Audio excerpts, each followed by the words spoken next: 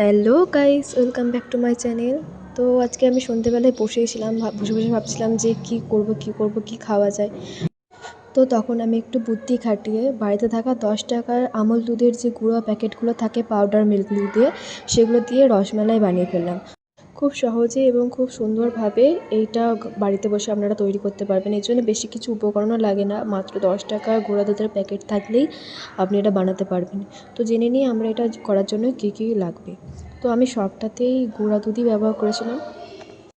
তো তার জন্য প্রথমে একটু জল নিয়ে নিলাম কড়াইতে, তারপর সেই জলটা একটু ফুটে এলে তার মধ্যে চিনি দিয়ে দিলাম 1/2 কাপ। এরপর জলটা উষ্ণ কুসুম গরম হয়ে এলে তার মধ্যে আমি দিয়ে দেবো 2 চামচ আমুল দুধের গুঁড়া দিয়ে দেবো। এই যে আমি এখানে দিয়ে দিলাম। দুধটা ভালো করে মিশিয়ে নিতে হবে। তারপরে দুধটা মিডিয়াম ফ্লেমে আঁচ দিয়ে রেখে দিতে হবে কিছুক্ষণ, যতক্ষণ না ঘন হয়ে আসছে। আমি দিয়ে দেবো এর মধ্যে 2টা এলাচ। এলাচ দিলে ফ্লেভারটা খুব সুন্দর আসে, তাই আপনারাও একটু এলাচ দিয়ে দেবেন। তারপরে আমি অন্যদিকে আমার ডোটা তৈরি করে নেবো। তার জন্য আমি নিয়েছিলাম আমুল দুধের প্যাকেট। আমি 3টে আমুল দুধের প্যাকেট নিয়েছিলাম, এখানে 2টো দেখিয়েছি। আর সাথে ছিল বেকিং পাউডার। বেকিং পাউডার ছিল, আমি দুধটাকে কেটে একটা বাটিতে ঢেলে নিলাম। ফার্স্টে 2 প্যাকেট ঢেলেছিলাম, তারপরে 1 প্যাকেট যোগ করেছিলাম। গুঁড়ো দুধটা একটা পাত্রে ঢালা হয়ে গেলে আমি এরপর তার মধ্যে দিয়ে দেবো হচ্ছে বেকিং পাউডার। বেকিং সোডা না, কিন্তু বেকিং পাউডারই ব্যবহার করতে হবে। আর দিয়ে দেবো একটু ময়দা, দিয়ে দুটোকে ভালোভাবে মিক্স করে নেব। তারপরে আপনারা চাইলে এখানে হাতের ব্যবহারও করতে পারেন। তারপরে আমি এখানে কিছুটা 1 চামচ মতো ঘি অ্যাড করে নিয়েছিলাম। তারপরে আবার ভালো করে সেটাকে মিশিয়ে নিয়েছিলাম। প্রথমে আমার মনে হলো যে না, চামচে করে ভালো করে মিশছে না। তো তারপর আমি হাত দিয়ে লেগে পড়েছিলাম। তো তারপরে আমি এটা ভালো করে মিশিয়ে নেওয়ার পরে একটা ডিম ফাটিয়ে নিয়েছিলাম, ওটা ভালোভাবে ফেটিয়ে নিয়েছিলাম। তারপরে আস্তে আস্তে আমি কিছুটা পরিমাণ ফেটিয়ে রাখা ডিম এতে অ্যাড করব।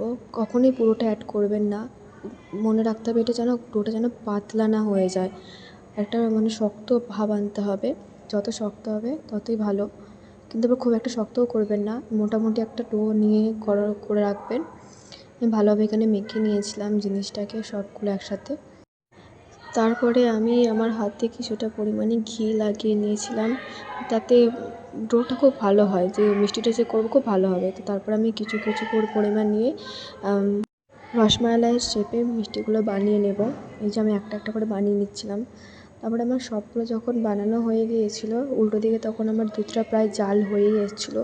তো তারপর আমার সব মিষ্টিগুলো বানানো হয়ে গেলে আমি ঘন হয়ে আসা দুধে সেই মিষ্টিগুলো একে একে দিয়ে দেবো। দেখুন আমার দুধটা কত সুন্দর ঘন হয়ে এসছে।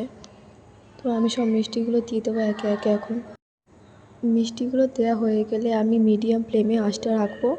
আর তারপরে সব মিষ্টি দেওয়া হয়ে যাওয়ার পরে আমি এটাকে ঢাকা দিয়ে রাখবো 5 মিনিট। ওই ক্লিপটা নেওয়া হয়নি।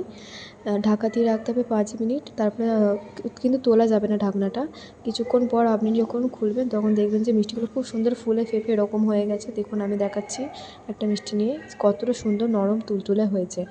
আপনারা অবশ্যই এটা বাড়িতে ট্রাই করতে পারেন। আপনারা মাত্র 10 মিনিটে এটা বাড়িতে বসে বানিয়ে নিতে পারবেন। আমার বাড়ির লোক তো খেয়ে খুবই প্রশংসা করেছে আমার। আপনারা যদি বাড়িতে বসে থাকেন শুধু তাহলে আপনারাও একদিন করে খেয়ে নিন। মাত্র 10 টাকায় 10 মিনিটে গুঁড়া দুধের রসমালাই। তো আপনাদের এই রেসিপিটা কেমন লাগলো লাইক কমেন্ট অবশ্যই শেয়ার করবেন। আর আমার চ্যানেলটা নতুন, একটু সাবস্ক্রাইব করে দেবেন। Thank you, bye by.